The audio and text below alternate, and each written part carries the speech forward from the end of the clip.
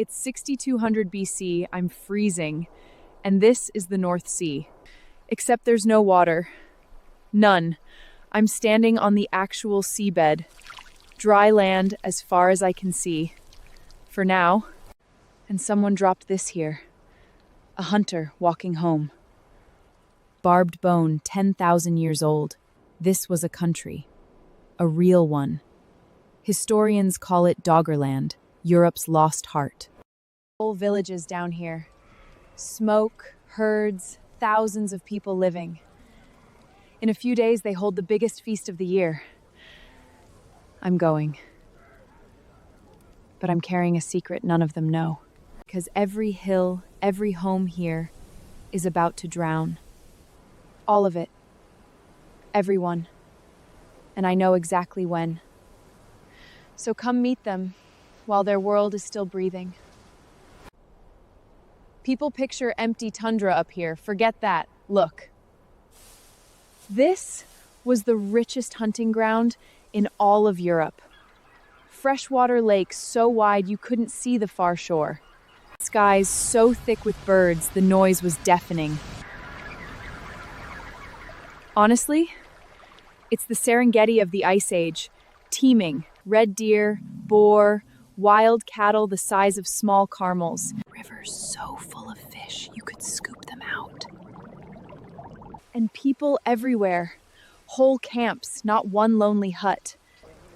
Dozens of homes, smoke rising from 100 heaths. My first neighbors, 10,000 years before me. Darker skin, bright pale eyes. Nothing like the cartoons. Come on, let's walk down into their village. This is home, Doggerland style. Bigger than you'd think. A proper community. Dozens of huts, kids, dogs, elders. We don't share one single word, these people and me. So we do what humans do. Share food and laugh. This one's my favorite. He carves hunting points all day. Bone into weapons. Steady hands, thousands of hours practice. He'll make thousands of these across his whole life. I keep trying to teach him my name. Tonister. Disaster. He just grins and copies me. We're basically friends now. The housing? No walls, no real roof. 3 out of 10. But the neighborhood? Honestly, unbeatable. Just look at it. And none of them know what's coming. But I do. Every camp has an elder. This one remembers everything. She keeps pointing at the sea and shaking her head. Where those waves are now, that used to be valley. You could once walk clear across it, dry-footed, for days. Her own grandmother's camp sits underwater now, just gone. The sea swallows a step of land every single lifetime. They've watched their world shrink for hundreds of years. She cuts a mark for how high the water climbs. The old marks sit far, far below the new one. And one year, she says, the water simply leapt up. Rose a spear length higher in one single terrible season. Heavy stuff, so let's shake it off. We're hunting. Time for the oldest boat trick humans ever figured out. One hollowed pine log, beautiful and unbelievably, terrifyingly tippy. They fence whole rivers to funnel all the fish in. Breakfast, speared clean through on a barbed bone tip.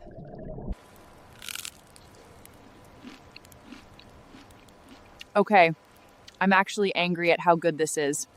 Roasted hazelnuts on the side, 10 out of 10. My guy's showing off now, hauling up the big one. A wall of muscle steps out of the reeds. A wild bull the size of a small car. Frozen. Nobody breathes. It stares at us. We stare back. Then it just wanders off. Rude and genuinely terrifying. The dead can wait. He's dragging me somewhere special. Everything here is bone antler, flint, or wood, no metal. These tiny flint blades are genuinely genius-level engineering. Slot a row into wood and you've built a saw. And they made jewelry, carved beads, real delicate art. These were not grunting cavemen, not even remotely. Then he walks me somewhere quiet, somewhere that matters. This is where they lay their dead to rest. I won't film this closely. They bury them with gifts. A point, a pendant, love. They believed in something beyond all of this, clearly. 10,000 years ago, and they already cared this deeply. Strange, though. The sea's gone weirdly, unnaturally calm. For days now, the sea's been gentle, almost polite. It's actually giving land back at every low tide. Mudflats wide open, everyone's out gathering easy food. The elders convinced the spirits have finally settled down. They think the worst is behind them now. It isn't. Kids play out where the water pulled itself right back. And I have to just stand here, knowing far better. Because far to the north, off the edge of the shelf, deep underwater, the seabed is quietly starting to give. They can't feel it coming, and I can't stop it. So I do the only thing left to me. I stay.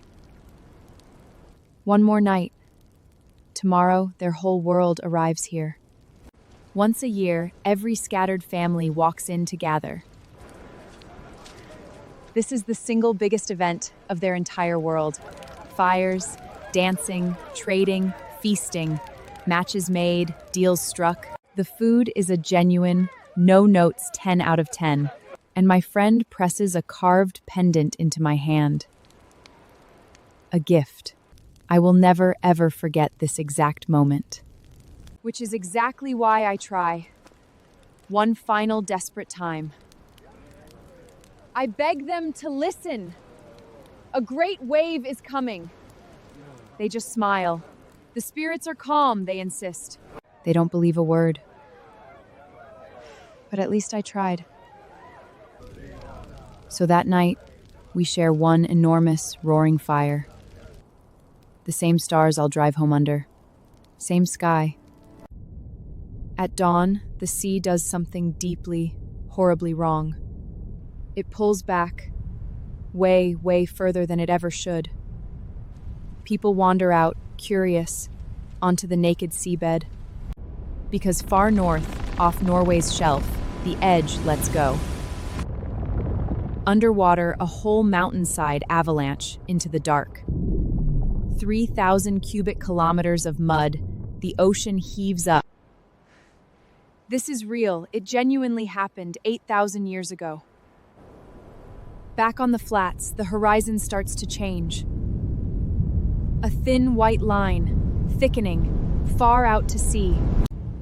And that is not the sky. That's water. It's rising. Climbing. Coming straight at us. Fast. There's nowhere to run. Nowhere on Earth. Nothing! The wave stands taller than the tallest trees. A wall.